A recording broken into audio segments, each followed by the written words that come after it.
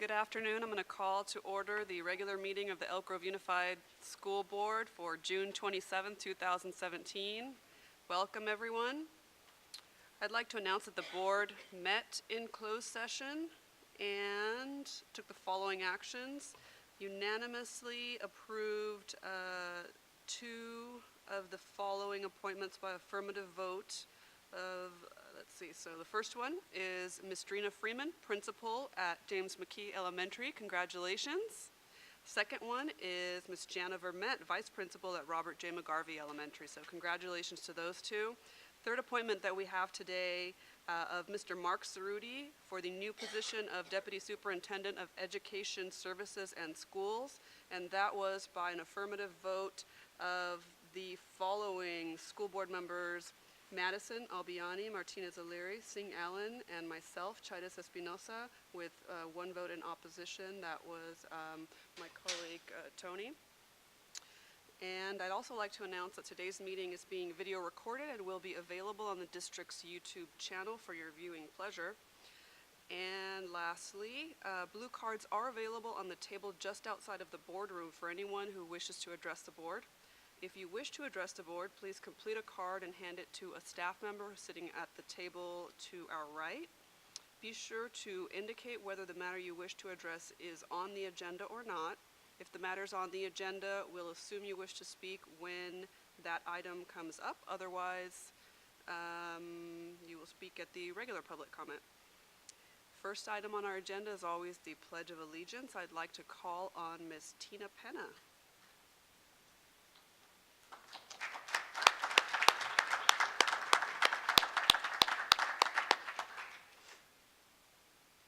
Thank you, Ms. Chaitis Espinosa. If everyone would please stand.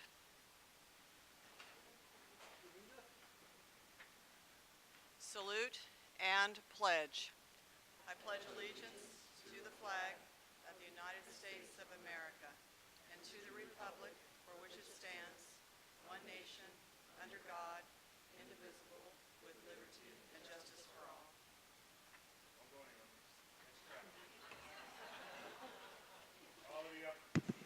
Thank you, Ms. Penna. This is officially Ms. Penna's last board meeting with us after, what was it, 38 years? 9 years. 39 years of serving the students of Elk Grove Unified.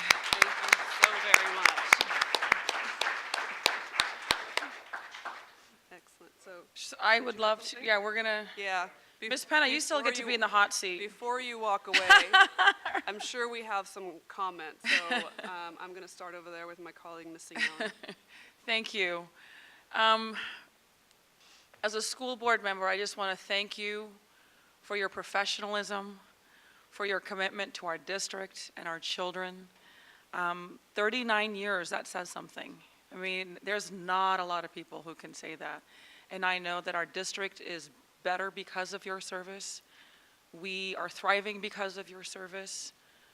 We have robust programs because of your service. Our graduation rates, a lot of these things go back to having a wonderful team, but a leader for that team being Ms. Tina Penna. And I want to thank you for all the support that you've provided, not only myself, but my colleagues. And just cheers to you on the next chapter in your life. Thank you so much. Thank you, Ms. Penna. Ms. Martinez-O'Leary? I would just like to say a few words. I really appreciate all the support you've given over the years. And again, for the families and the students that you served, we will truly miss you at some of the graduation ceremonies and those recognitions.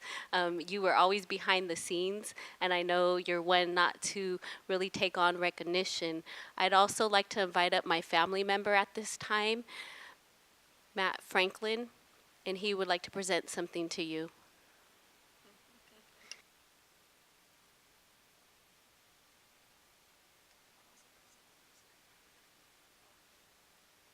Hi, good afternoon, board. My name is Matt Franklin. I'm a member of the Miwok tribe. I had the pleasure of not only knowing Miss Penna in a professional manner, but as a father, as my children came through the schools. Her door was not only open after hours for our elders, our children, our families, but anytime we had an issue, she stayed as long as she had to make sure that we felt comfortable that our members and our elders were a part of the school and part of the Elk Grove family. And so I made her, on behalf of my family, my mother, my grandmother, my grandfather, my little sister who you helped mentor, I made you a necklace in our traditional way. And what it is it represents our people who are migratory people. Our Miwok people at this time would be chasing some salmon down the river into the ocean, and so we always put an abalone shell there. We made it with some bone dentilia. I put some turquoise there to represent the other tribes that you work with in our school district, and I put a little bit of care for my little students here. Every necklace is made imperfect to let us know we're not perfect, we're still learning, but you have been a part of our family, and it's been an honor not only to work with you, but also be a father in the school district, so we say thank you. And I know you're not big on public things, but I just wanted to publicly acknowledge how much you meant to our families in our school district.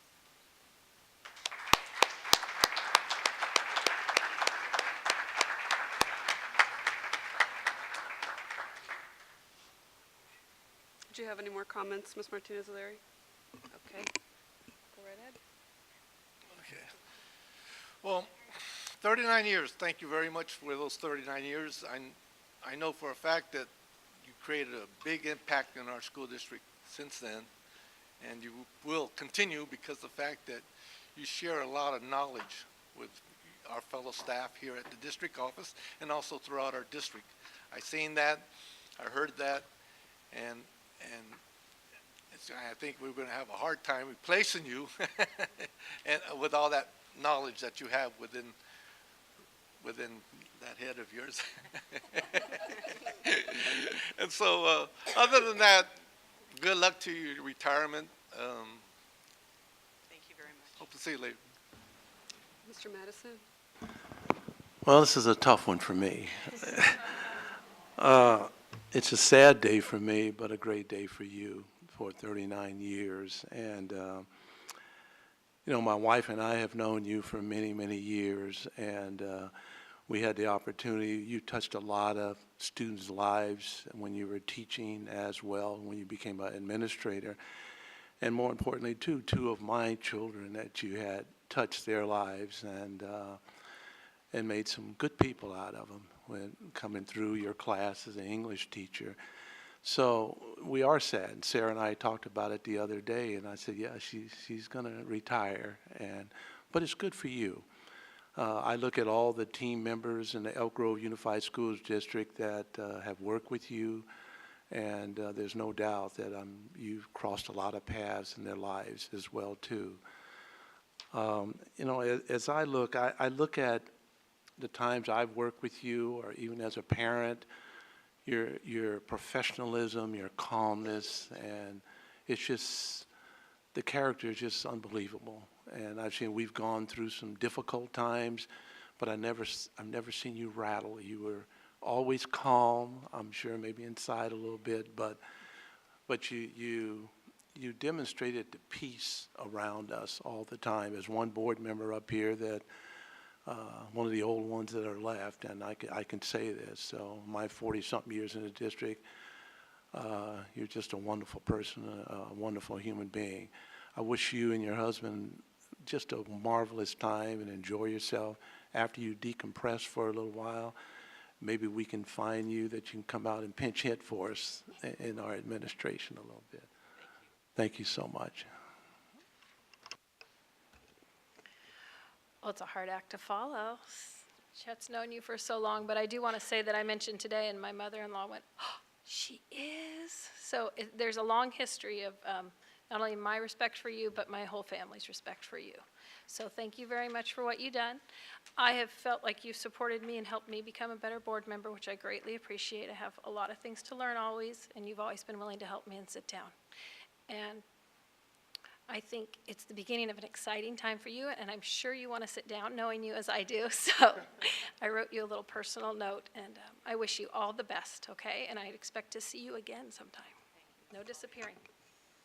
Mr. Superintendent, anything?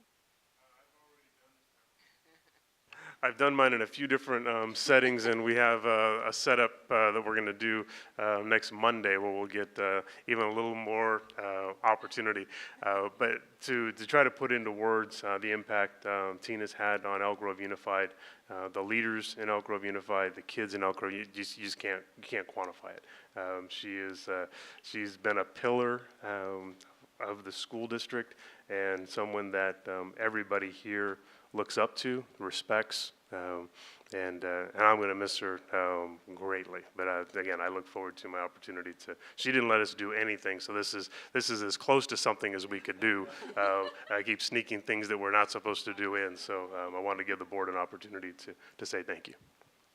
Well, Tina, I'll end your misery very soon, but I just have to say I'm so grateful for your service.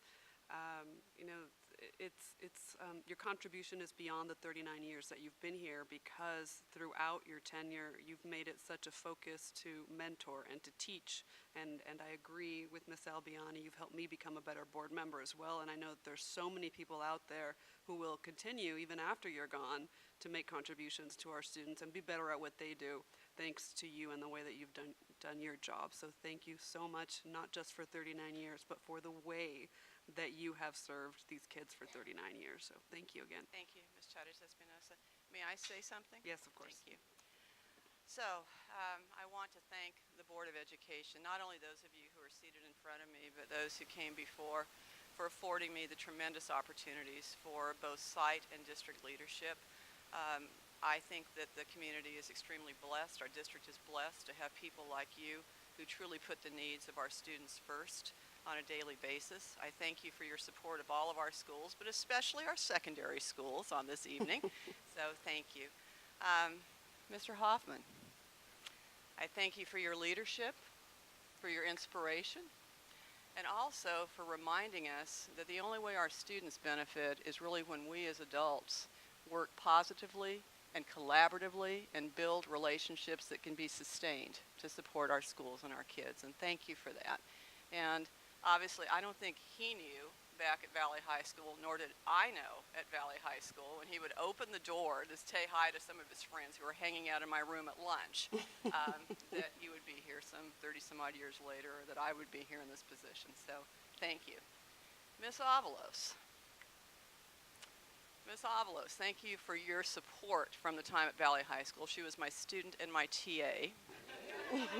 And your continued support, quiet, solid, at Laguna Creek, where we work together, and also here in the district. So I couldn't let this pass without saying something to you. So thank you.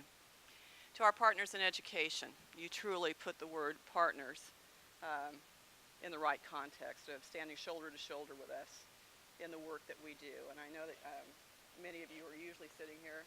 Kathleen, tonight, I direct this to you, so thank you. To the directors, and I know my feet hurt, but I'm almost done here.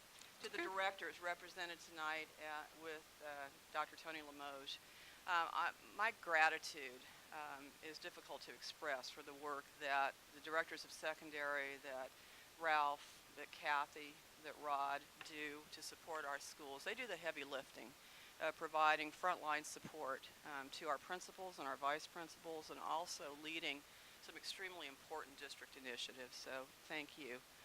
And then to my cabinet colleagues, my family, my professional family. Not a better group anywhere.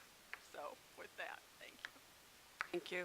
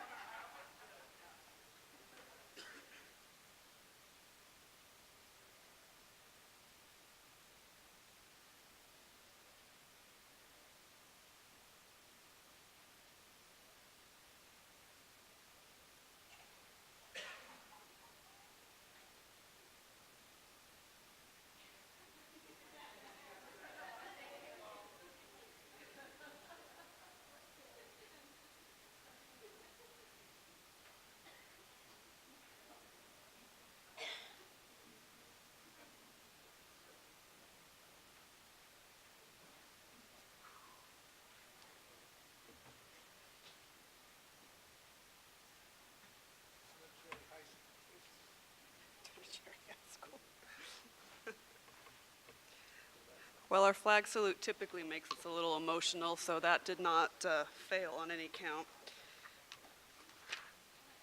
Okay. Next up, we're moving on to presentations and recognitions, and we're starting with the Lifesaver recognition, and that will be presented by Ms. Donna Cherry.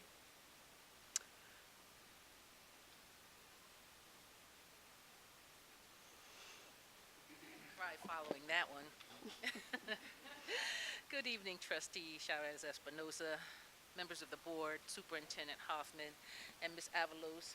This evening, I'm going to ask a few people to come stand with me during this presentation. If I can have Mr. Gordon Blackwood, and I'm going to give him a hand right up front.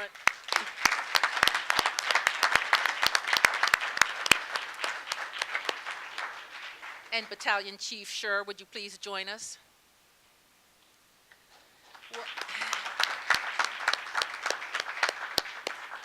What a wonderful evening. I had the opportunity to meet Mr. Blackwood quite some time ago. He was my vice principal when I was the principal of John Reith Elementary School, and we worked so closely together. I can't tell you how important it is to stand here today to recognize just not only him, but to recognize some people that are true heroes. Not too long ago, we were in the district office and we received a telephone call and a radio message that a principal had gone down and that principal was Gordon Blackwood. And immediately we went into action. Superintendent Hoffman immediately went to the hospital. Dr. Fazia Kevel immediately went to support the school. I made sure everybody in the office was notified and everybody knew what to do, and I immediately went to the school. You know, it's what we do every day, but I can tell you that it is because of your great service that Mr. Blackwood stands here today. When Gordon went down, he had a heart attack, actually stopped breathing. Tremendous office staff, truly angels, jumped into action, tore his shirt off. Somebody might have to marry him. I'm not sure exactly what's going to happen after that. But they went into action, and it is because of your steadfastness that we have AEDs in all of our buildings and in our schools, and that's absolutely what saved Gordon Blackwood's life that day. It was because of the quick action of a few people. I'd like to call them up. We do have certificates, and then I'm going to turn it over to Battalion Chief Scher. But I would like to acknowledge today the Secretary of Markhofer, Jackie Baker. Can you please come up, Jackie? Come on up.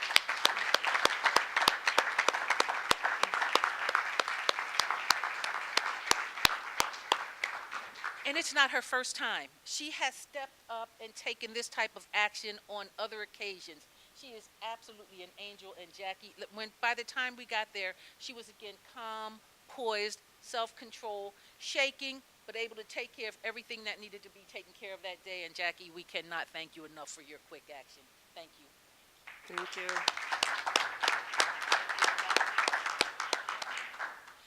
One member of the office staff is not here today, and that is Iana Harris. She Jackie was like commanding everybody. Talk about mission control. She was commanding everybody that day, and everybody jumped in. Iana could not be here. We do have a plaque that we would like to give her also. Joanna Lopez, also from the school office, jumped right in. And she's not able to be here this evening, but again, I mean, everybody, it worked like a well-oiled machine. And then we have a member. He is not actually a member of Elk Grove Unified School District, but he works for one of our outside agencies, 24/7 med staff. And this is Mr. Cesar Soto, and this is not his first time jumping into action for action such as this. And I'd like to recognize him this evening.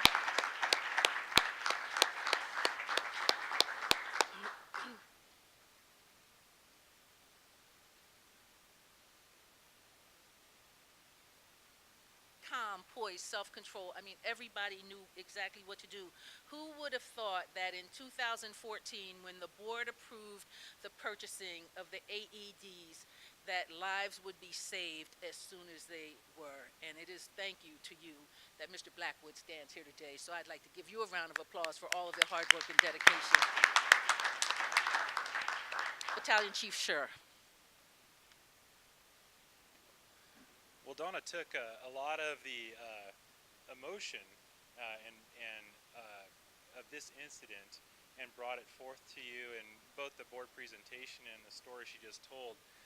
But I wanted to kind of highlight a couple of things. Number one, thank the board again for your commitment to not only the safety of your faculty, but of each and every student, as well as all the visitors that attend the schools for different functions.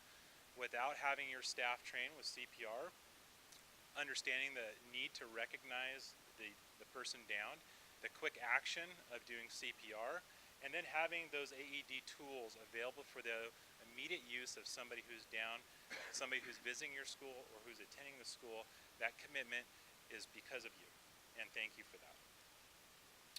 Secondly, I wanted to recognize the fact that those office staff members quickly acted. They did a very good job recognizing the situation that Mr. Blackwood was in and acted immediately. Some of those rescuers got on the phone and called 911 and then called the district office.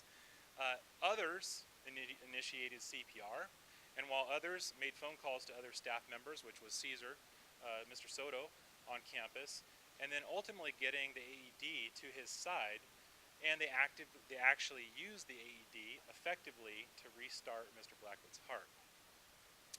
While all that was happening, your staff members were talking to our 911 dispatchers. Our dispatchers and our firefighters that were there that day were not able to be here tonight because they're actually working tonight doing some of this very same life-saving work. But in this process, they got life-saving information of making sure that CPR was being done appropriately, and it was. The dispatchers notified our engine crews that there was a call where CPR was in progress, and our crew, the closest engine crew, was already deployed on a call, and they were immediately diverted from a lower acuity call to respond to Markhofer Elementary School. This sped up the chain of survival that we all talk about and we all learn about in CPR classes about recognition, fast response, good CPR, calling 911, and making sure that we follow through with advanced cardiac life support. And that brings our paramedics and our firefighters to the scene, to the side of the patient, to help take over for those office staff members that are physically and emotionally exhausted at that point and are looking for someone to help with a continued care. And that's just what our crew members did. I also would like to recognize Mr. Caesar Soto and Mrs. Jackie Baker with a life-saving award. And like was said before, for Jackie,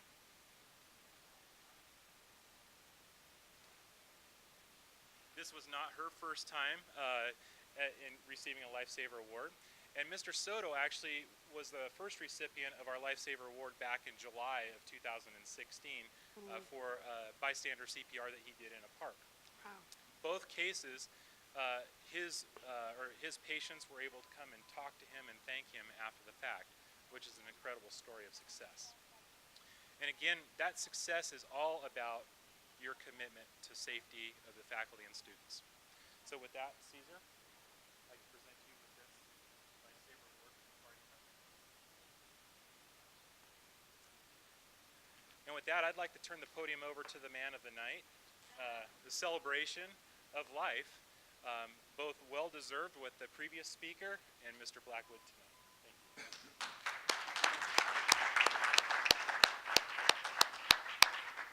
Thank you, Chief Schur. There's so many different things I could say. One is I've said thank you a few times, but I could say thank you 10,000 times, and it would never be enough to these folks and some of the other ones that were involved in what happened. But if you would allow me, there's a couple of people that I'd also like to recognize tonight. Donna already talked to you about her gratitude to all of you for the AEDs and the purchase of that. But I know firsthand that she was persistent and she was instrumental in getting those into our schools. We had a little kid go down a few years ago, 4 years ago to be exact, at John Reith, and I know that she used that to say, if one life saved, and here I am. So thank you, Donna. I'd also like to recognize my wife, Mary. And yes, and I'm just trying to videotape over there. Just through this whole thing, just the support and putting up with my grumpiness and grouchiness, because I feel quite well, But the doctors won't let me do anything. I can't go back to work, and they want me to just lay low and take it easy. And that's not my personality, but she's had to put up with it because of summer vacation. We're off together. So anyway, thank you. I love you. And just finally, we were at the doctor's. Oh, go figure. We were at the doctor's. I saw a little thing on the reader board that said, "Count your blessings." And I thought, wow, I have a lot of blessings. I have a beautiful family, a wonderful life, a great job, all these things that I have to be blessed. But I wouldn't have any of them without the one blessing of the people that stepped in and took over and saved my life. So with that, thank you for saving my life.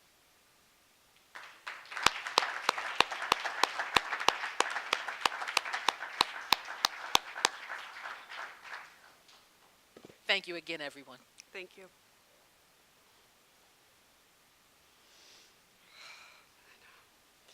Friends and family, if you'd like to come up and take this picture, feel free to come up to the front of the room.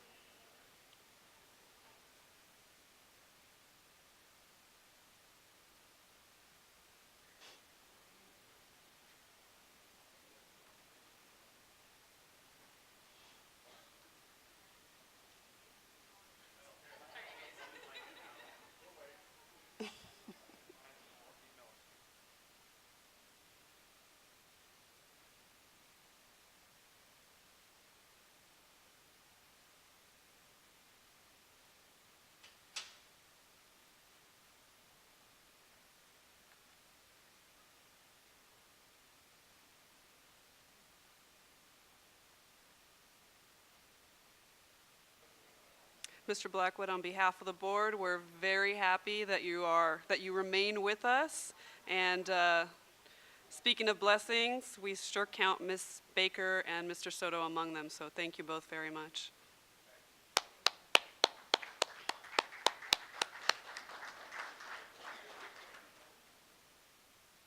So next up, we have one more recognition, and that is our 2016-17 California-Japan Scholars Exchange Program recognitions. And Ms. Sandra Lowry will be assisted by Mr. Chet Madison. Thank you so much. Good evening, Ms. Espinoza, members of the board, Superintendent Hoffman, and Ms. Avalos. This evening, we are here to honor the students and families that participated in the 2016-17 California-Japan Scholars Exchange Program. This program, more fondly known as OSACA. The OSACA program is in its 20th year here in the Elk Grove Unified School District. The OSACA program was established in 1997 following a Senate delegation visit to Japan in '95 with the purpose of promoting cultural understanding and international relations. Each year, OSACA schools in the Elk Grove Unified School District alternate sending students on a 2-week exchange. This year, Elk Grove was honored to host 30 Japanese students and 2 teacher chaperones. The students and the teachers were housed throughout our district by families representing of 6 of our high schools. While here, the Japanese students attended high schools with their American host students.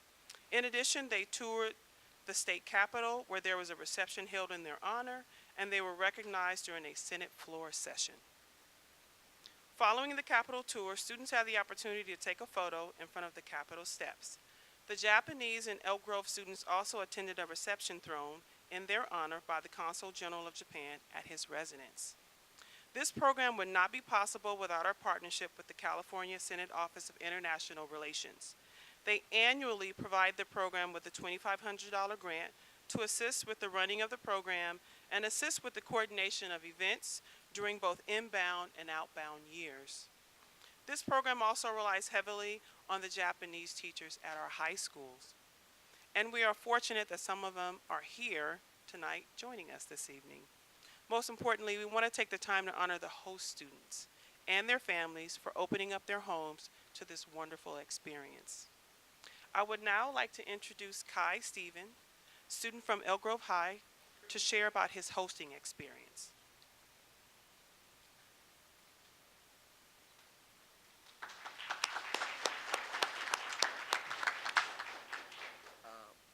Good evening, President Fortuna, members of the board, Superintendent Hoffman, and Ms. Avalos. My name is Kai Noah Stevens, and I'm a student at Elk Grove High School. I've experienced both sides of the Osaka Exchange Program. hosting and having been hosted. And my time with the program has been life-changing. I expectedly remember my first day in Japan. I was a freshman at the time, so I had about a year of Japanese under my belt. And I had finally gotten home, and my host mother was asking me what I wanted to eat for dinner. And the only thing I knew how to say was McDonald's. So my first day in Japan, the first thing I ate was McDonald's. And this exchange that I had with my host mother was kind of difficult and awkward, but through this experience, I was able to understand Japanese better and look at things differently. Sorry.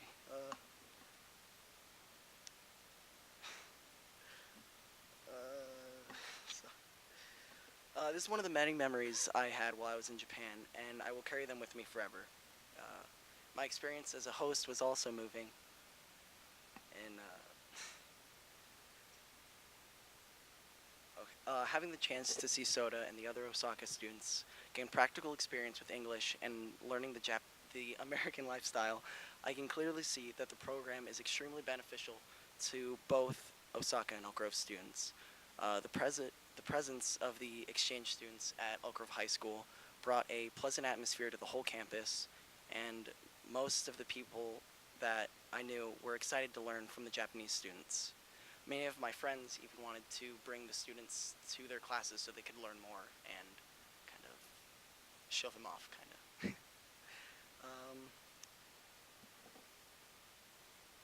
Through this wonderful program, I not only gained a knowledge of conversational Japanese, but also got to see life through a different worldview.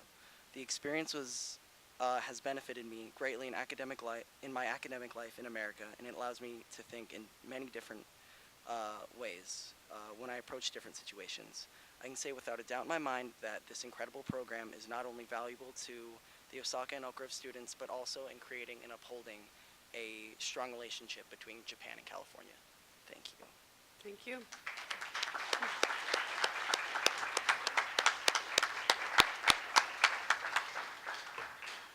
Thank you, Kai. Now we will begin with the certificates.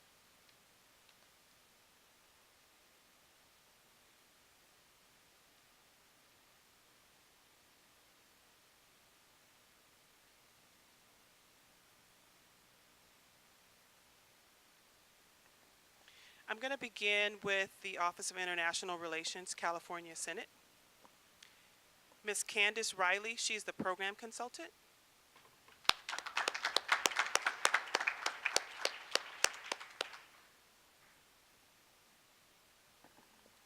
And Ms. Shannon Schellenberg, Deputy Director.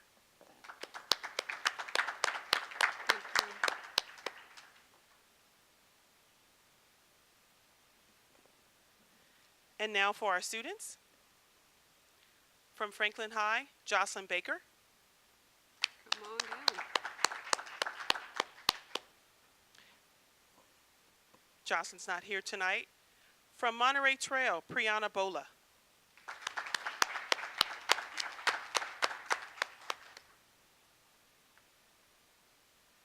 Crystal Chan, Franklin High.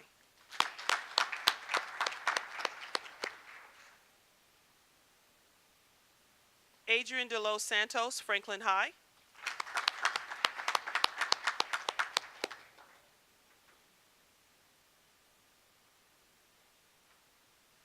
From Pleasant Grove High, Fiona Kong.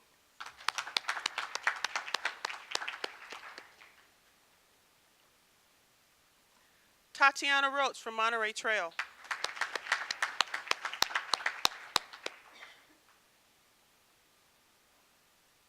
From Laguna Creek High, Mariah Starks.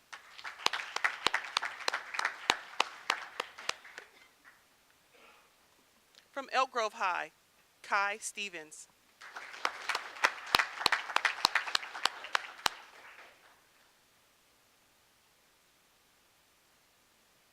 We would also like to recognize our chaperones. As I stated earlier, without the assistance of our chaperones and really investing in our kids, this program would not be possible. From Elk Grove High School, we have Atsuko Kyuchi.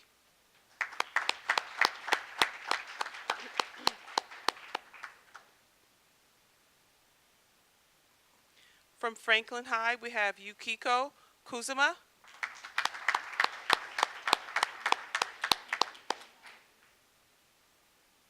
And from Elk Grove High, we have Leela Ross.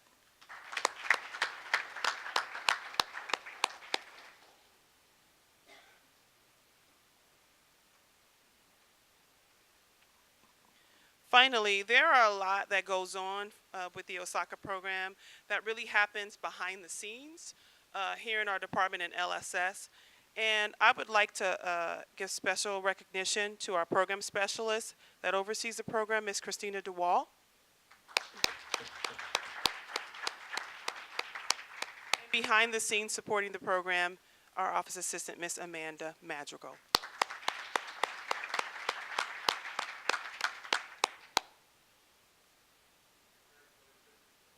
Yep.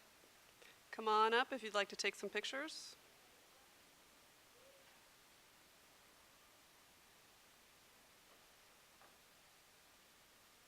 You can step in front of those tables if you'd like.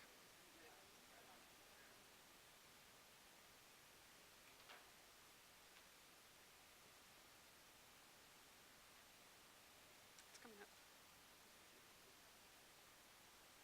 Do we need one?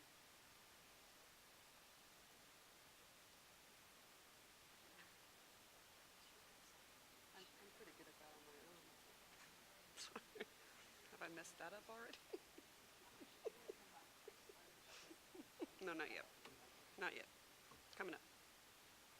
Arigatou gozaimasu.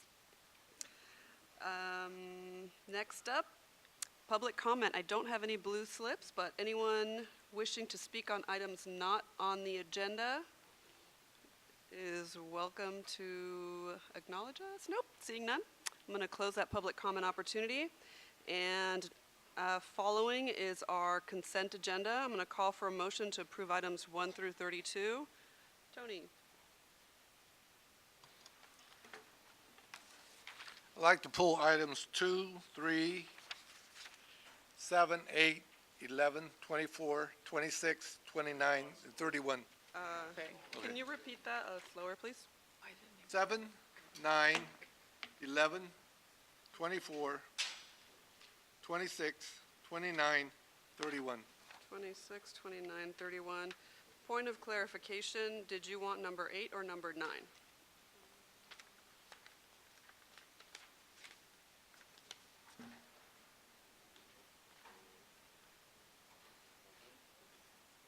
Seven and 8. Okay. All right, so I'm going to call for a motion to, wait, do we discuss or do we vote on them first? Do the rest of the consent. Okay, so I'm going to call for a motion to approve the remaining items. So moved. So Second. Moved and seconded. All in favor, please signify by saying aye. Aye. And Mr. Pettis? Item number 2? Is this the first time that we had STR reduced workload request? Don't believe so. Mr. Superintendent, who shall we call? Mr. Riley?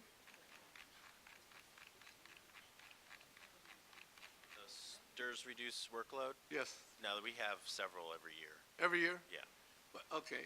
I did some research on that, and I noticed we had a lot more this particular month. Is that normal or what? It kind of, it's for next year, and it kind of ebbs and flows depending on the demographics of our workforce. Oh, okay. Is there any way we could get some data regarding that issue and some more maybe in-service training? I did go to the STRS website and learn a little bit about that, but I think we need some more in-service training. And also I'm concerned about the economic impact that would have on the school district. That's what I'm concerned about. Okay. Also, do we do, I know the state of California does the ethnic census. Do we do something like that? An ethnic census? Yes. In terms of our workforce. Different departments, right. Yeah, we have that information. Okay. I like to have a copy of that and see, I like to see, ethnic census of our school district. Okay. Okay. That's the only think I had three. I mean, Item 3, the job description. okay, number 3. What's your question or concern? Okay. I looked at that form. Let me open up here. And it says,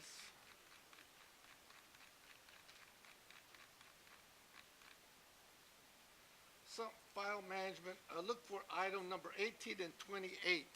I couldn't find 28 and 18 and 28.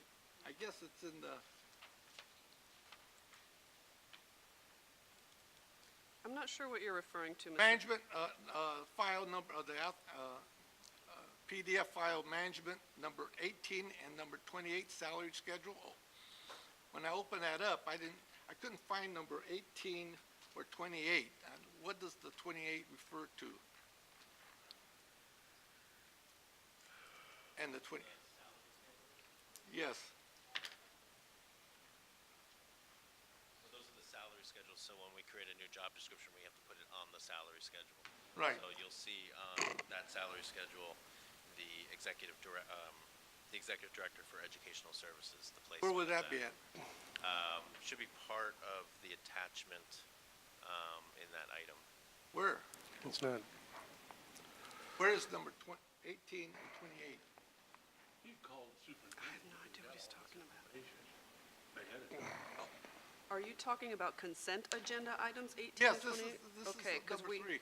Okay, so we are on consent agenda item number 3. Approval of job description of executive director.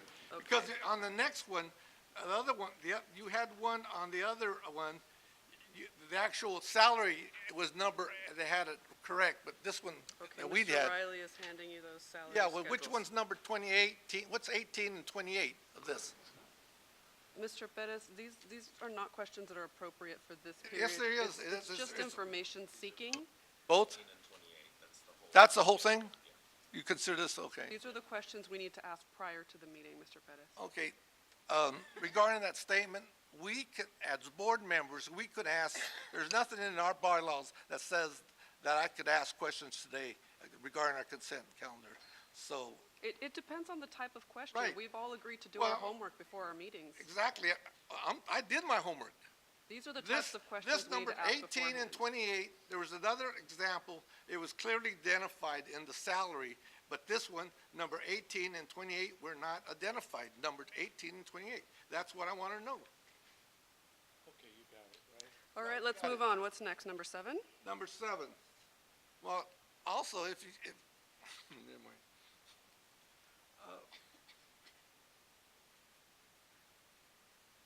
Number 7.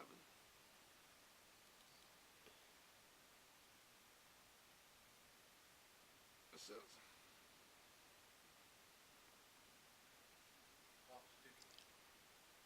that's right. The term of the contract agreement is made this 15th of May, 2017. We need to amend or change the contract agreement because we are deciding, it does not reflect June 27th. You're ratifying it today.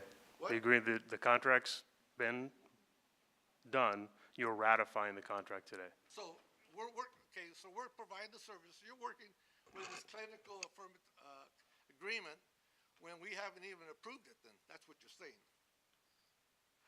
It's the same old thing that when I look at these contracts, the term of the contract is either incorrect or like most of all the other contracts, they stated June 27th through the following year, or if it's a multi-year contract, it says this. This is the only one that I've noticed of all the contracts. It's the agreement, May 15th, is incorrect. It should be, I think it should be June 27th, 2017.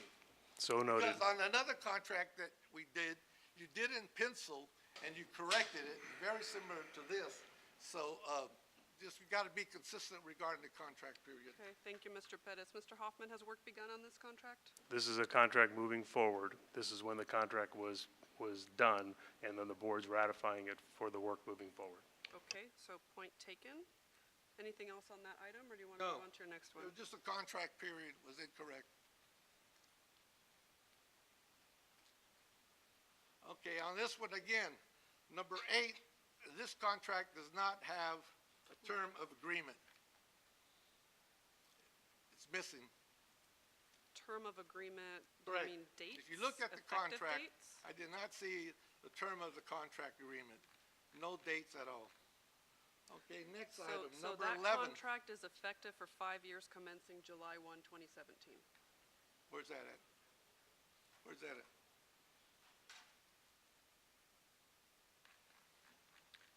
Since that was your question, can we move on to the next item? Where is it? Oh. Okay, that's good. Got me Okay. there. Number 11. What?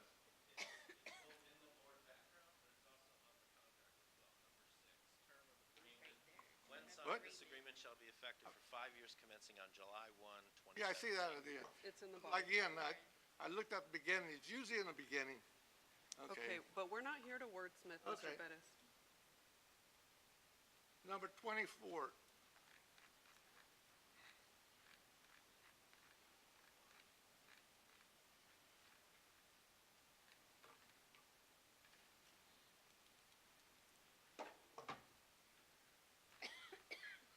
I'm going through this document, and I noticed that like page 6 through 8 is missing, and also pages 1 through 4.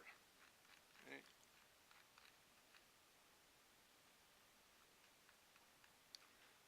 Okay, can we have someone address that if there are in fact missing pages, if those are a necessary part of the contract? I see various documents, so a lot of times you'll print out the document from the state agency, but not all of those have to be submitted. Is this one of those situations?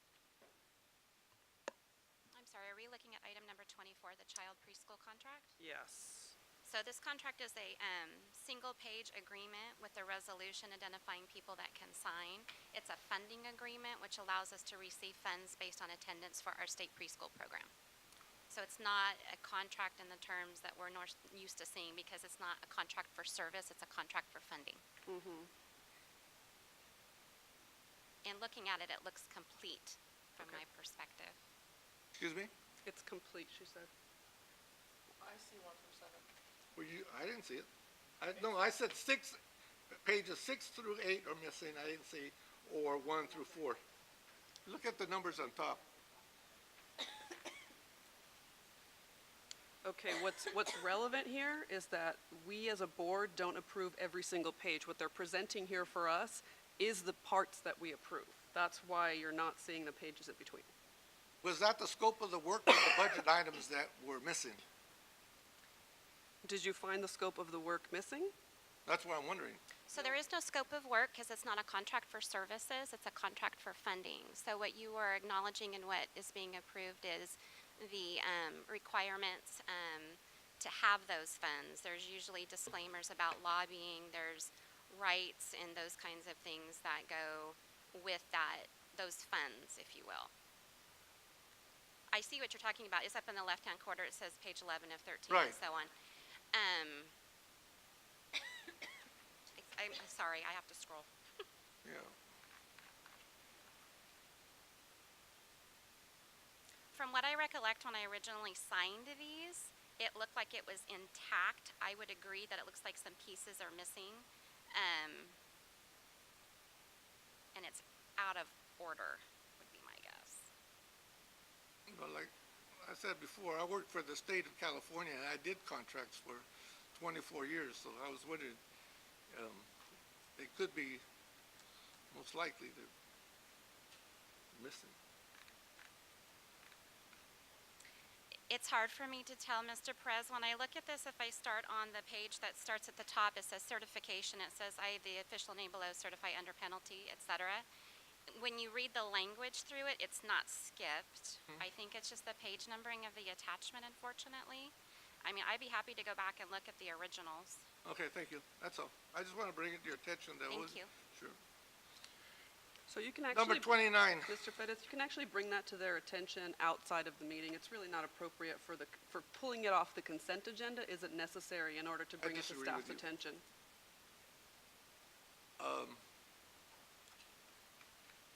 I'm on number 29. Okay, consolidated application, spring data collection. I was looking at the DLAC review date, 6/21/2017. I was looking at the department, Elk Grove Unified School District, and was this a special meeting date with, did they actually meet, or they just? So the question is, was there a special DLAC meeting, or was this a regular DLAC So meeting? it's a regular DLAC meeting. Because on the calendar of our website, it was a different date. So I was wondering if we had a special meeting for this particular grant. It was our meeting, it was our June meeting. Because on the webpage of the Elk Grove Unified School District, it has a different date. So I looked at that date because somebody wanted to attend it. They didn't know there was a 6/21 date meeting. That's all. We'll check to make sure those match, but it was a regular meeting. Thank you. 31. So new high school courses. Yes, I'm glad that these are presented and are going forward regarding the engineer and architecture and engineering technology. But I was wondering, when are we going to have a report on the ethnic studies for our school district? Is there any time frame for ethnic studies to present it or approval? Not at this time. That's it. Thank you. And that's all. I will entertain a motion to, thank you, sir. Moved and seconded. All in favor to approve the remaining consent agenda items, please signify by saying aye. Aye. That was unanimous. Thank you, colleagues. We'll skip ahead a few items for reports that we don't have. Next up is item 12 for public hearing action items. Mr. Riley is going to present consideration and public notice of Elk Grove Unified School District's initial proposal to ATU regarding collective bargaining for the 2017-18 school year.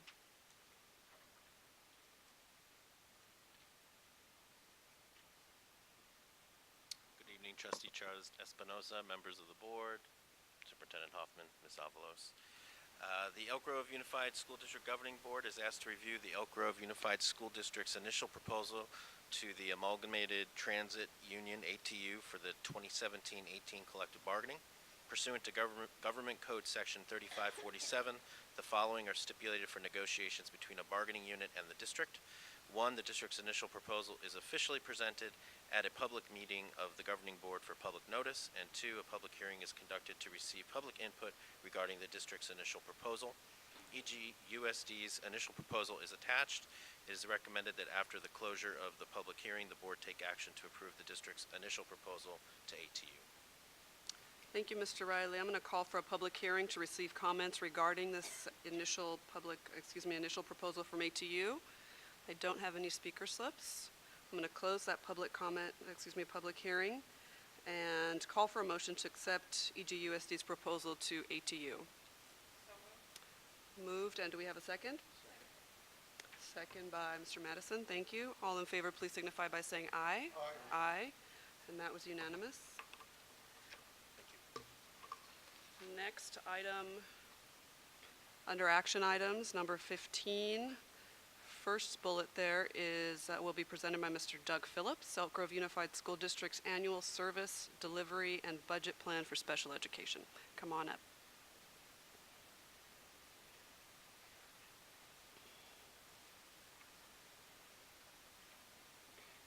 Board members, Superintendent Hoffman, and Ms. Avalos. Hello, I'm Doug Phillips, Director of Special Ed, and I'm seeking your approval tonight for the Elk Grove Unified School District Annual Service Delivery and Budget Plan for Special Education. Okay, was there a presentation? No, there's not a presentation. Okay, sorry, my note said it was presentation, so we all received the document. Any questions? Okay, no questions. I'm going to call for a motion to approve the 2017-18 plan as submitted. Ms. Albiani Second. first, Ms. Martinez-O'Leary second. All in favor, please signify by saying aye. Aye. And that was unanimous. Thank you, sir. Thank you. Next up, Ms. Kathy Hamilton is going to present the adoption, we aim to please, Next up, Ms. Hamilton is going to present the adoption of Elk Grove Charter Schools Local Control Accountability Plan. Good evening, Ms. Chaires Espinoza, board members, Superintendent Hoffman, and Ms. Avalos. I'm here before you tonight to ask that you adopt the Local Control Accountability Plan for Elk Grove Charter School for 2017-18. Excellent. Any questions from up here? Not seeing that. No public hearing for that, so I'm going to call for a motion to adopt Elk Grove Charter Schools Local Control Accountability Plan. I move. Ms. Martinez O'Leary, and a second. By Mr. Madison. All in favor, please signify by saying aye. Aye. And that was also unanimous. Thank you, colleagues. Thank you, Ms. Hamilton. Next up, Mr. Cerruti is going to present the adoption of Elk Grove Unified School District Local Accountability Plan. Mr. Cerruti.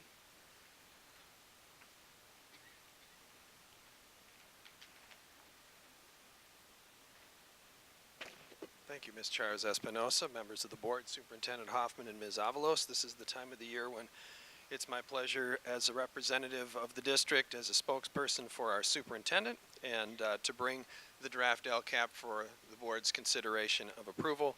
It culminates a year's worth of work and represents the input from stakeholders across our district. And with that, I'll seek your approval. Okay, my notes say presentation, so also no presentation? Oh, ma'am. Just wanted to clarify. Excellent. I'm going to call for a motion to... I got Yes, sir. few questions. Questions first, I apologize. Yeah, I wanted to, Mr. Cerruti, thank you for getting back with me on some of the questions I had and some clarifications there. And I just really quickly had a couple of things comments to make on the beginning of the report, the summary. As you break it down to the story, the LCAP highlights, review performance, et cetera, progress, greatest needs, et cetera. I would like perhaps in the future where we have a little bit more information in that area in terms of the subgroups, the performance, lack of, or what we're working on. I took time out. Let me phrase it this way. This is a game plan for us. This is for our students so we can properly educate all students. And I want to just make sure that the public, we all understand that what's happening out there in terms of our district. As a district, we're doing real well. And the report was a good report, as I indicated to you. I took the liberty to just pull some other reports from like school, or districts rather, and Long Beach was one that impressed me with their summary pages. And it really gave an overview to the public of what's really going on in their district without going on and on with different pages all the way around, and I was really impressed with it. They highlighted some of the success of their subgroups. They mentioned some of their schools that they're working with. I'd like to know about our Title I schools, the success behind them, and what we're working on. So I won't go into a lot because the dashboard tells us a lot on that, but if we can capsize a lot of that and make it into some of our summaries when we can look at it as we move forward a little bit. Because I take this very serious now. We've had 3 years of tweaking it, the meetings, et cetera, and I think we've done a good job overall. But for one, I would like to really take a hard look at that as we move forward. Now, this is for 17 to 20? Yes, sir. In that interim, you can tweak it a little bit and Yes. look at things? Yeah, it's, okay, every year. We can adjust it actually at any point in time. Okay. If things changed. And The so- annual update will still be done on an annual basis. So the one thing that they changed this year is they did make a 3-year static, the LCAP plan itself, but there's still going to be the annual updates. And that's the piece that you're speaking to the weekend. Yes. So we will be updating that, and we'll take that information into consideration moving forward. Okay, I'd appreciate it. I mean, when I saw Long Beach, and it's 76,000 kids, a lot of concentration, but it really, for me, as a parent or a student looking at that, it really tells us about our district a little bit and what we're working on. because it is, I consider, a real game plan of educating all kids and the things we have to do move forward a little bit. And then one question I had on page 27 in that was the continue to provide transportation service to identified students. I didn't see any specifics on that, but my concern was, I know we had discussions about Florence High School, some of the kids really struggling trying to get to school. Those are types of things I couldn't find out what it was all about a little bit. And again, I went through this report actually for the first time. I spent a lot of time on it, and I spent a lot of time going to other schools that I felt that we had some comparison to in size and looking at it. But overall, I think we've done a good job, our report. We're doing a good job as a district overall. But when we talk about a lot of our neediest kids and concentration and subgroups, I just want to see a little bit more of that on the summary pages. And Other than that, I really appreciate it. Well, and the feedback with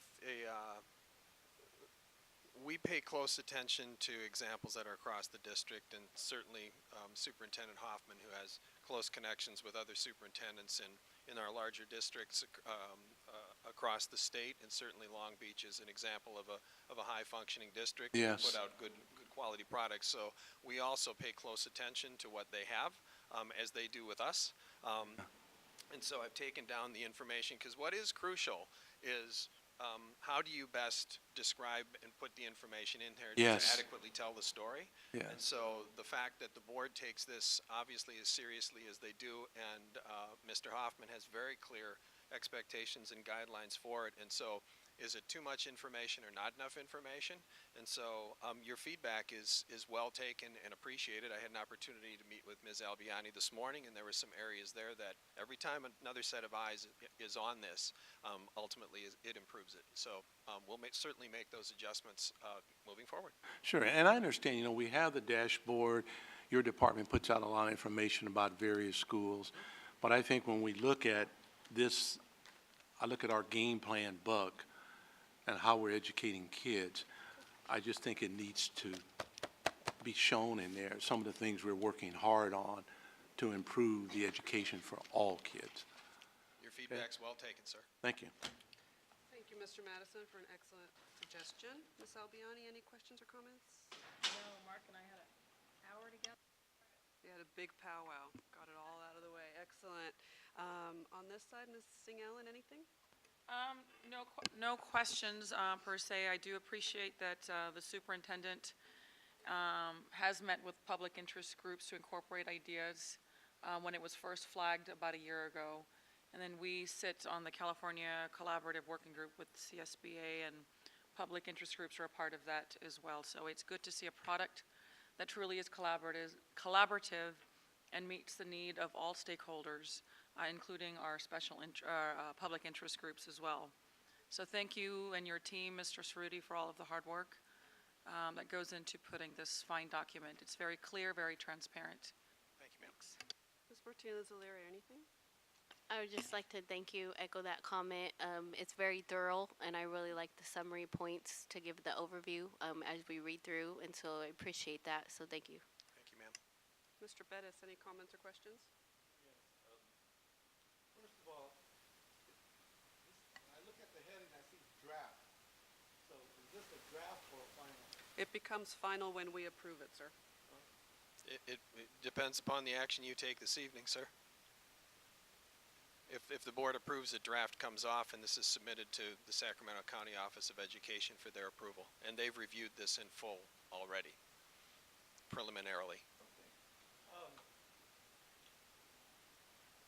Do we have LCAP for each particular school, elementary, middle school, and high school?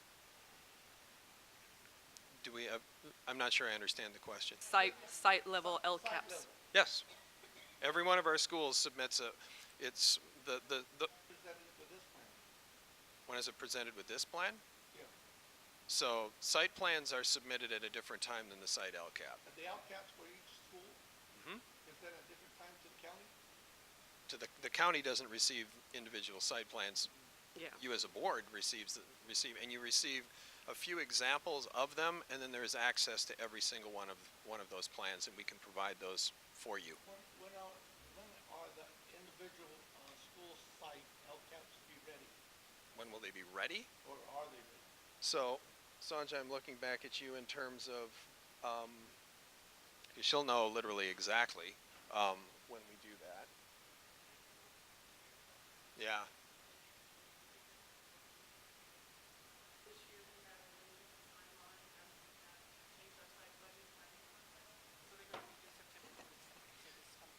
Yeah, and that's why when we made the adjustment with the new site budget model, we're in a tweener phase between the old and the new. And so we've been working with our sites and our principals and Donna and Tina and Sanjay and various departments. So they're working on through the adjusted, with the adjusted budgets that the boards received information on. And so instead of April and May, they'll actually be submitted, and I believe it's the first board meeting in November. I believe that's what's targeted. So those plans will be coming in November, and then we'll get back on the regular cycle, and you'll be seeing them again in April and May, and then we'll be on the regular cycle again. So do you have a summary of each school, what they generate, base, supplemental, concentration, and what goes back to those schools? While you guys look for staff, my understanding is that schools don't generate Well, the supplemental concentration funds. Kids do? It's district level. I'll let our CFO respond, but it doesn't come by site, but we certainly have information regarding the monies that do go to the specific sites. And Mr. President, we've had the conversation before. When the original weighted student formula was created, proposed by the governor, in that scenario, he was proposing that individual schools and the makeup of the individual schools would generate funds. When they changed it and went with LCFF, the change was they went to district averages. And so we get our funding based on being above the 55%, so we get some concentration dollars because we're above the 55% unduplicated count, but that's at the district level. It's not generated at the site level. My preference would be that they did it the way they proposed originally in the weighted student formula, and the funds would have been generated by individual school sites. That would have served us better in areas where we have the concentrations of students, but that's not how the agreement was put together. Okay, I agree. Well, here's the other issue that you didn't bring up. When we originally voted for Prop 30, these students were supposed to be getting more money than they did when they had categorical program. So what I'm trying to find out, do students at schools that had categorical monies are getting more today under Prop 30? That's the big question. So that's what I would like to see. How much money did they get when they had categorical program funding, and how much are they getting today? So if you're saying that we are spending this money district-wise, looks like our students who are low income in Valley High School area, Chet's in my district, are getting less funding today under this process. And also I'd like to bring to your attention is the fact that. Let's address that before you move on. Hold on, hold on, I'm speaking, I got a train of thought right here. Okay. The other issue was Prop 30 was change the language by our superintendent, Tom Turkeson, that we could use it for salary increases, which I disagreed. And I'm part of that coalition that disagrees with that frame, that situation. Hold on, I'm speaking. And so that's a big question I have today. Are our students getting more today in that classroom setting than they did prior to Prop 30? And that looks like to me they are not. Mr. Superintendent, do you want to take and if it's possible, you could disprove me on that issue. I'm sorry, you said disprove you? Yeah, I mean, disprove, see if I am wrong. Well, it's hard since you're conflating some issues that are not related to each other, so I'm not really sure who to even ask to LCFF answer funding, your question. LCAP. Okay, Mr. Bettis, you talked about categoricals and the local control funding formula. Correct. on one hand. Prop 30 didn't do away with those things. Prop 30 is, it's unrelated to that, and it's expired. So I'm not sure what your So- question is. Prop 30 was original language or legislation proposition that we passed to give more student of low income, foster youth, and English language learners. And then we, yes, I agree that we changed and Confused Mr. renewed, Pettis. we renewed that through the last election. But the big question today is, are these students getting more monies, funding, and resources in the classroom? Okay. And I don't think they are. Okay, Prop 30 did not set up the local control funding formula. It was a temporary tax increase. Right, It correct. did not restructure education funding as you're implying. There was no causality there. So unless you're able to restate your question in a way that I can ask staff to respond, we're going to have to move on. Do you want to try one more time? No, that's the question I have. The question is, are students today getting more funding in our classrooms versus the prior to this LCAP, LCFF, LCAP process? So what I can speak to is, when LCFF was a redistribution of dollars, there was no new funding, and this is a fundamental misconception about LCFF. LCFF is still tied to Prop 98. Prop 98 are the dollars that districts, school districts receive to serve students. That's the pot. Moving from the revenue limit to LCFF redistributed the same pot. So there's no addition, there's no more money in the system based on LCFF putting in place versus what was in place with the revenue limit.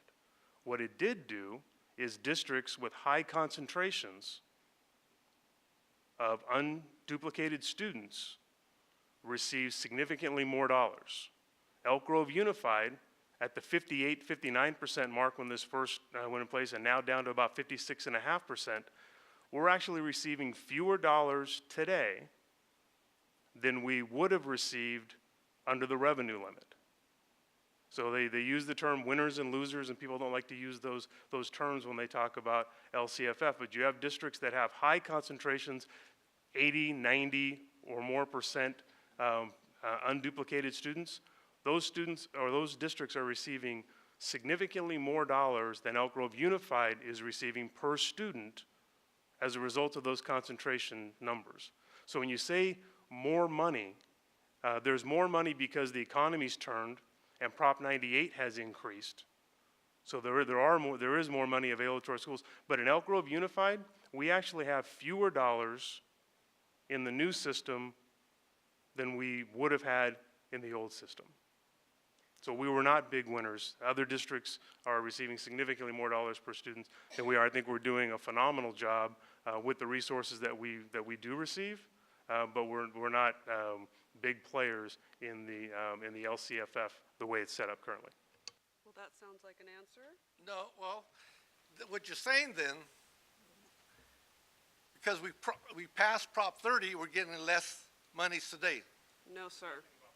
No, once Yes, again, and Prop this 30 has LCFF nothing, funding. Prop 30 has nothing to do with Okay, LCFF. through this LCFF process, you're saying that we're getting less money today than we did when we had categorical programs. What I'm saying is, our share of Prop 98 is less today under LCFF than it would have been under the revenue limit. Now, we've all gained dollars over the last few years because the economy turned and Prop 98 increased. So we're receiving more dollars today than we did 4 years ago. But if the old system would have been in place, our revenues would be higher than they are today because the LCFF formula doesn't benefit districts like Elk Grove Unified in the same way they benefit districts that have higher concentrations of unduplicated students. Right, wrong, or indifferent, I'm not making a statement about that. That's just a fact. So what do you say that when we had categorical funding, we had more monies? Asked and answered. No, what's, Mr. Pettis. We received a larger portion a larger portion of Prop 98 under the revenue limit than we receive proportionally under LCFF.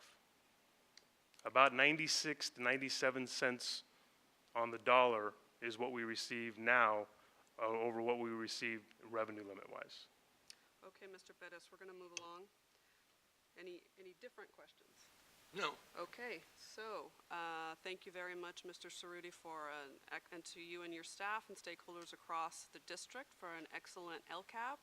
I have the privilege, because of my work, to refer repeatedly to the LCAP and the process that produces it as the way that we maintain our relative autonomy from the categorical world that we used to live in. So it's very important that this process be done correctly. So thank you very much for your work. And I'm going to call for a motion to adopt EGUSD's Local Control Accountability Plan. So moved by Ms. Singh-Allen, second by Mr. Madison. All in favor, please signify by saying aye. Aye. Opposed? I do, because we haven't had the local school district funding. Okay, that is one vote against. Measure passes. Thank you so much, you, ma'am. Mr. Cerruti.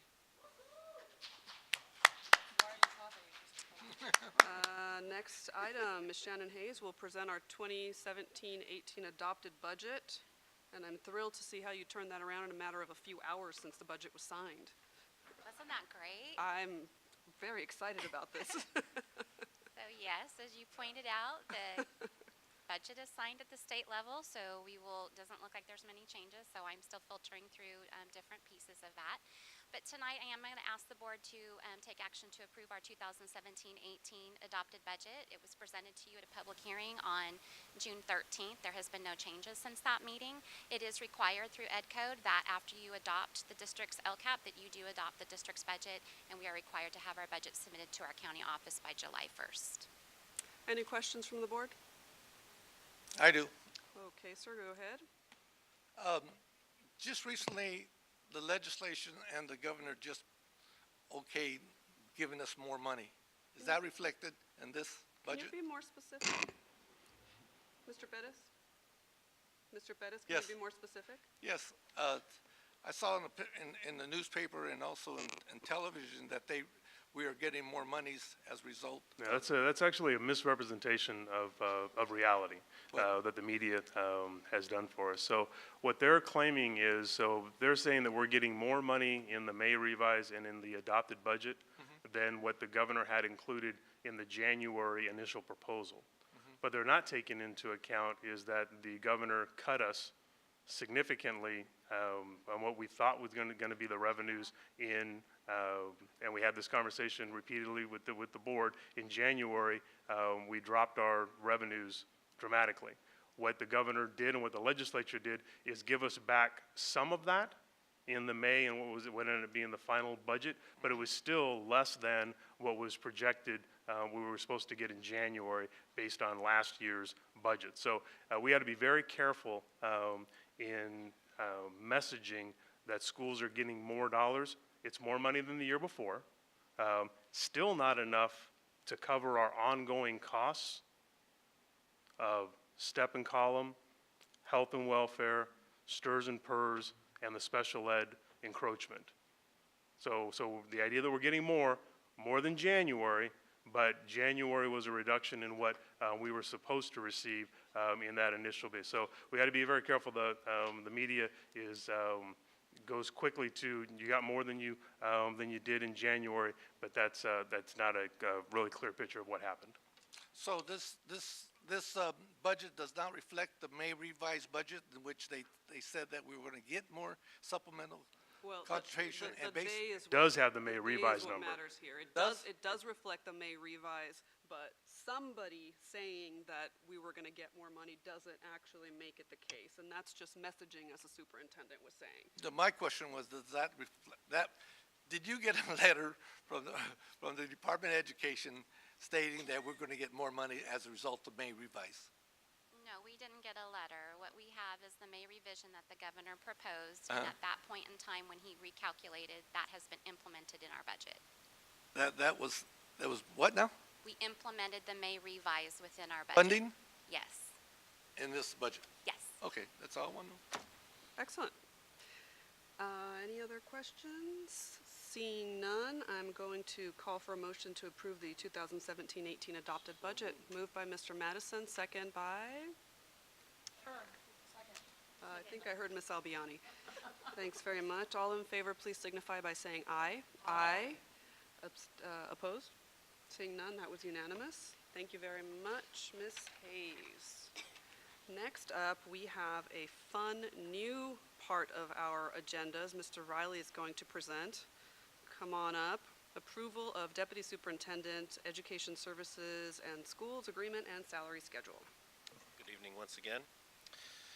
So this item, approval of Deputy Superintendent Education Services and Schools Agreement and Salary Schedule.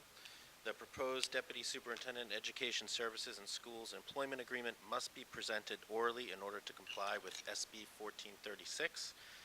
Effective January 1, 2017, SB 1436 requires that a verbal summary of the proposed compensation be given to the public prior to board action on the contract, and that is pursuant to Government Code Section 54953. So the recommended motion would be to summarize, discuss, and approve the Deputy Superintendent Education Services and Schools Agreement and Salary Schedule. Thank you, Mr. Riley. So I'm going to repeat a little bit of what you just said. This has to be read into the record. Effective January 1st, 2017, SB 1436 requires, pursuant to California Government Code Section 54953C3, that the verbal summary of the proposed compensation and fringe benefits be given to the public prior to final board action on an employment agreement. Accordingly, the following is a summary of the compensation and fringe benefits included in the new Deputy Superintendent, Education Services and Schools Employment Agreement. The term of the Deputy Superintendent, Education Services and Schools is July 1, 2017 to June 30th, 2020. Effective July 1, 2017, Deputy Superintendent, Education Services and Schools shall be on Step 4 of the Deputy Superintendent Salary Schedule, and his base annual salary shall be $225,000. Deputy Superintendent, Education Services and Schools will continue to receive the same health and welfare benefits and retiree benefits as other district certificated employees, as those benefits may change from time to time. The new Deputy Superintendent, Education Services and Schools Employment Agreement, including the existing Deputy Superintendent Salary Schedule, is an attachment. I think there's a typo here. This concludes the summary of the Deputy Superintendent's Employment Agreement. Colleagues, are there any questions? Yes. Yes, sir. I was wondering, are these new positions? This one is the position that we just approved earlier in the meeting. We're now approving the agreement and salary schedule. Yes, I have a question. This is a new position? It's a new position, but it's part of a reorganization. Reorganization? Of the education services, so there's no new funding, no additional general fund monies are being spent. It's a reorganization. As you know, Ms. Penna is retiring.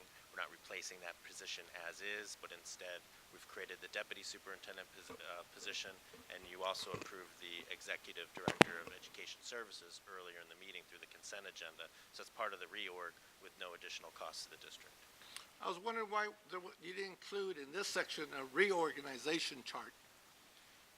Because that's still in process. We're doing that in stages, and this is just the first stage. So such a reorganization chart isn't fully realized just yet. And it's not part of the agreement or salary schedule. So,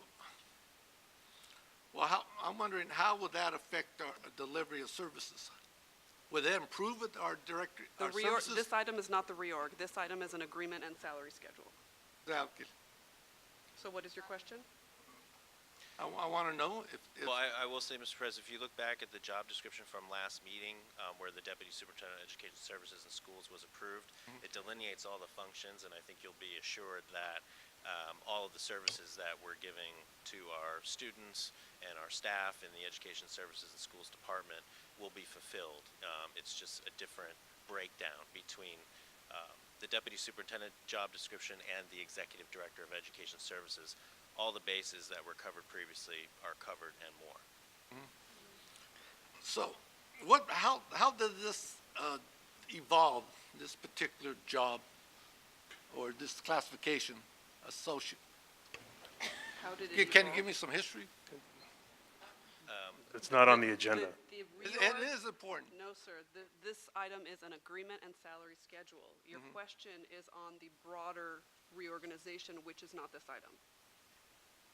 So do you have any questions or comments on this item? Salary. So it's not a salary increase, This is a new position. new position, It's a new position. and would it cost us any more? He just said Okay. it wouldn't. No, in totality, when you look at the Education Services Department, it is not costing us more. And it could be changed later on. Can Anything always could be changed. What? Anything could be changed. This is experiment? No.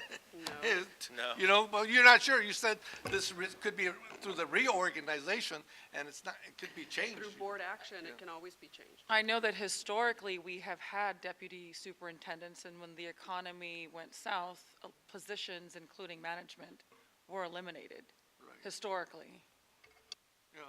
We'll go into the job description last time did describe the connection that this position is designed to bridge the education services and those services going directly to our schools, and that's the purpose of this position being put in place. The other concept will be this position, along with other positions within the district, including site-level people, will be included in a process to determine what is the best organization model moving forward, and that information will be brought back to the board for input and for approval. So that work is coming. This is a key position. What we did was we shored up the education services side of the house with this position. And then we'll spend some time on the school organization model that we're going to do moving forward. Our schools for 17-18 are going to receive the services that they've come accustomed to, and clearly delineated who the principals are reporting to, with the directors in place to be able to support the schools. So this is the first step. So any more questions on this item? No, that cleared it. I think the community would like that also, that clarification. Well, it's been Thank discussed you. previously. So hearing no other questions, I'm going to call for a motion to approve the Deputy Superintendent of Education Services and Schools Employment Agreement and Salary Schedule. So moved. Moved by Ms. Albiani, second by Ms. Singh Allen. All in favor, please signify by saying aye. Aye. Opposed? One vote against. Thanks very much. Mr. Riley, next item, First Amendments to Non-Represented Employment Agreements. Thank you. Very similar process as our previous item. So this is First Amendments to non-represented employment agreements. The proposed Deputy Superintendent Business Services and Facilities, Associate Superintendent First Amendment employment agreements must be presented orally in order to comply with SB 1436. This item addresses the Deputy Business Services and Facilities First Amendment Agreement, the Associate Superintendent for Pre-K 6 Education, as well as the Associate Superintendent Human Resources and Chief Financial Officer's First Amendment Agreements. Thank you, Mr. Riley. So for the record, effective January 1st, 2017, SB 1436 requires, pursuant to California Government Code Section 54953C3, that the verbal summary of the proposed compensation and fringe benefits be given to the public prior to final board action on an employment agreement. The employment agreements previously approved by the board in June 2016 for 1, Deputy Superintendent Business Services and Facilities, 2, Associate Superintendent Pre-K 6 Education, 3, Associate Superintendent Human Resources, and 4, the Chief Financial Officer, provide that upon the receipt of a satisfactory evaluation and board action in open session, the term of their employment agreements shall be extended by 1 year. They shall move one step on their respective salary schedules unless they are on the top step of their salary schedule, and that their salary schedule shall be increased by the same increase provided to other district employees. Whereas all eligible represented employees in the district automatically receive step and column advances effective July 1, step advances for non-represented contracted employees must be approved by the board in open session at a regular school board meeting. Accordingly, the First Amendment employment contracts for 1, Deputy Superintendent, Business Services and Facilities, 2, Associate Superintendent Pre-K 6 Education, 3, Associate Superintendent Human Resources, and 4, the Chief Financial Officer provide the following. The term of all their employment agreements shall be extended by 1 year to June 30th, 2020. the 1, Deputy Superintendent, Business Services and Facilities, 2, Associate Superintendent, Pre-K-6 Education, 3, Associate Superintendent, Human Resources, and 4, the Chief Financial Officer, will continue to receive the same health and welfare benefits and retiree benefits as any other district certificated employees, as those benefits may change from time to time. Effective July 1, 2017, the Deputy Superintendent, Business Services and Facilities shall move to Step 5 at the Deputy Superintendent of the Deputy Superintendent salary schedule, and his base salary shall be $230,000. Effective July 1, 2017, 1, the Associate Superintendent for Pre-K-6 Education, and 2, the Associate Superintendent Human Resources shall remain on Step 5 of the Associate Superintendent salary schedule, and their base salary shall be $203,657. Effective July 1, 2017, Chief Financial Officer shall move to Step 4 of the Chief Financial Officer salary schedule, and her base salary shall be $155,000. This concludes the summary of the First Amendment employment agreements for 1, the Deputy Superintendent, Business Services and Facilities, 2, the Associate Superintendent, Pre-K-6 Education, 3, Associate Superintendent, Human Resources, and 4, the Chief Financial Officer. Colleagues, any questions or discussion, starting over here, Ms. Albiani, Mr. Madison? Nothing? To my right? No questions. Nothing. Thank you. I'm going to call for a motion to approve the First Amendments to non-represented employment agreements.